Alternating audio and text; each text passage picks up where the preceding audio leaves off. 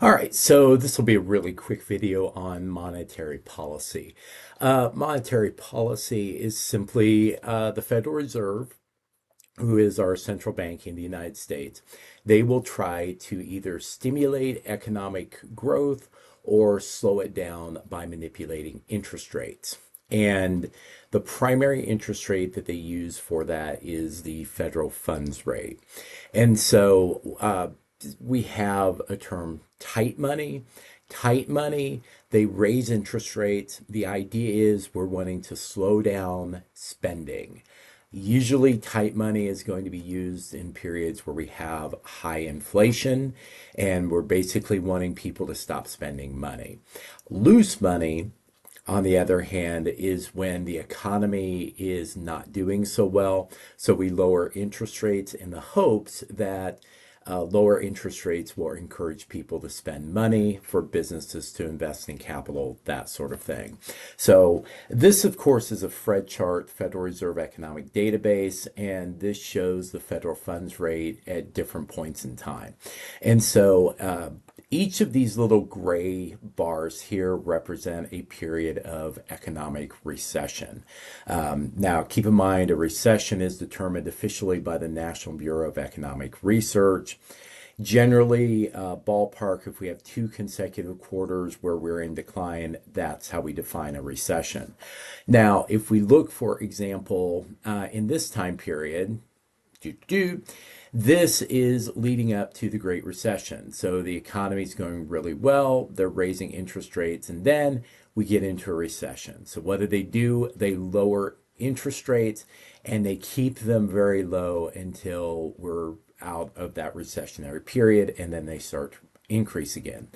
When they lowered the interest rates here, this would be an example of loose money. They're trying to make it cheap to borrow in hopes that that will cause people to go out and buy things. On the other hand, we can look here at the end of the 1970s. Interest rates are increased to, how high is that? 22%. And the reason for that is we were having an incredibly challenging period of inflation. In fact, the 1970s is often referred to as the Great Inflation because it would die for a while and then it would come back. And so finally, Paul Volcker, who was the Fed chairperson at the time, really laid the hammer to interest rates. Now, what happened as a result? We had a recession here. You can see from 1981 roughly to the end of 1982, we're in a recessionary period. Again, that's what this gray bar represents. And they start to lower interest rates a little bit during the recession, trying to moderate the economy a bit, but they're still elevated from a historical perspective. Okay, so that's a little bit of what we mean by tight and loose money.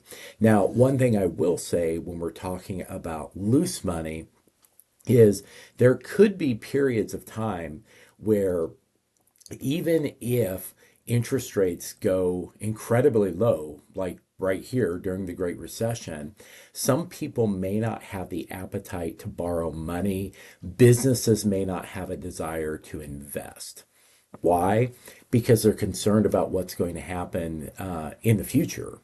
And even if you can get a 0% interest rate, you may not want to take on more debt if you're fearful that you're going to lose your job in the next few months. So anyway, that's the basics of monetary policy. Again, it's how the Federal Reserve manipulates interest rates to either speed up or slow down the economy.